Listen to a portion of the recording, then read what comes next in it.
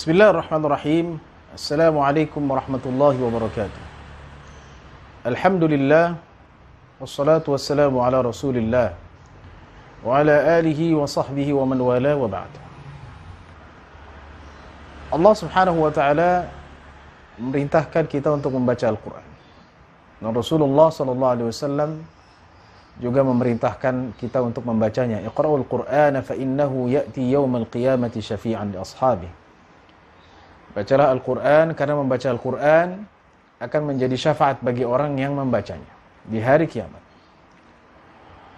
Ada beberapa dari sahabat Rasulullah SAW yang membacanya dengan sangat indah.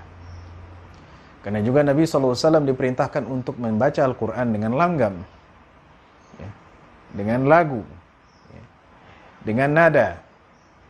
Kata Rasulullah SAW, "Ma adhina Allahu li syai'in ma adhina li nabiyyin hasan as-sawt yataghanna bil Qur'an wa huwa yajharu bih." Tidaklah Allah Subhanahu wa taala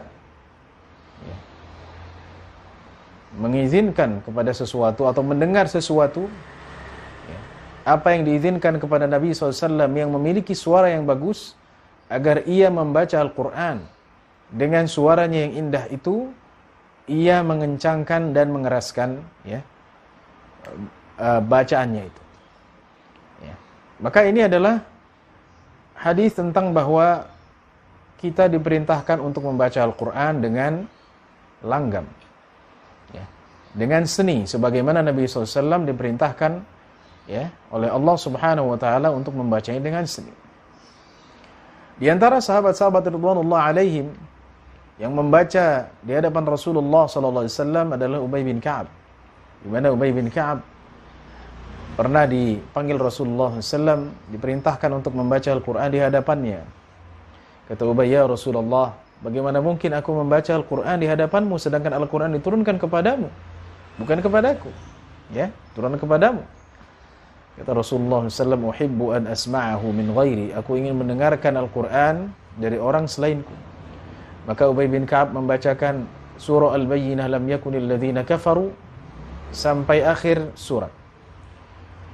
Setelah Ubay membacakan suratnya, Rasulullah SAW mengatakan, "Wahai Ubay, sesungguhnya Allah Subhanahu wa taala menyebut namamu fil mala'il a'la, di tempat yang tinggi.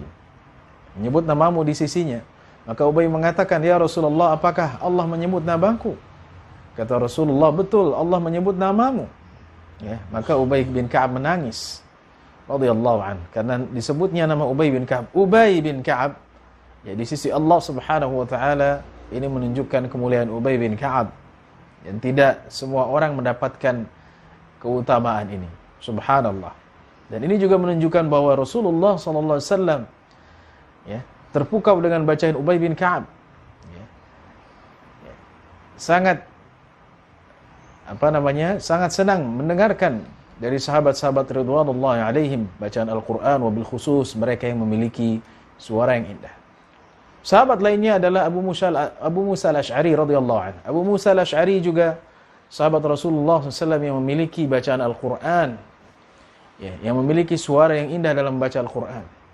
Sehingga Nabi sallallahu alaihi wasallam mengatakan, "Laqad utita mizmaran min mazamiri ali Dawud."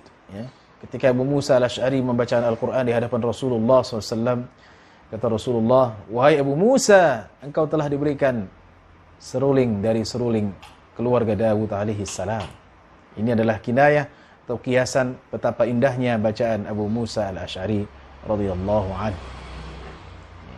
Sahabat yang ketiga yaitu Abdullah bin Mas'ud radhiyallahu anhu. Mirip dengan kisah Ubay bin Ka'ab ketika Rasulullah SAW memerintahkannya untuk membaca Al-Quran di hadapannya. Kata Abdullah bin Mas'ud, "Bagaimana mungkin aku membacakan Al-Quran di hadapanmu, ya Rasulullah, sedangkan Al-Quran diturunkan kepadamu?" Maka kata Rasulullah SAW, "Aku ingin mendengarkannya dari selainku." Maka Abdullah bin Mas'ud membacakan dari surah An-Nisa dari awalnya. Dibaca oleh Abdullah bin Mas'ud dengan tartil, dengan sebaik-baiknya. Ketika sampai firman Allah Subhanahu wa taala, "Fakaifa idza ji'na min kulli ummatin bi syahid wa ji'na bika 'ala haula'i syahida." Rasulullah SAW berlinang air matanya.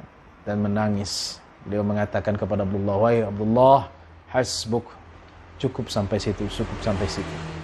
Kenapa? Karena Rasulullah SAW mentadabburi dan merenungi, meresapi arti daripada ayat itu, yaitu bahwa Nabi SAW akan menjadi saksi bagi semua umat manusia, termasuk nabi-nabi lainnya.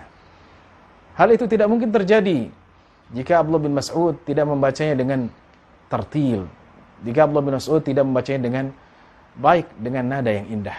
Maka ini adalah sebagian dari kisah-kisah para sahabat ridwanullah alaihim yang membaca Al-Quran dengan nada, dengan seni.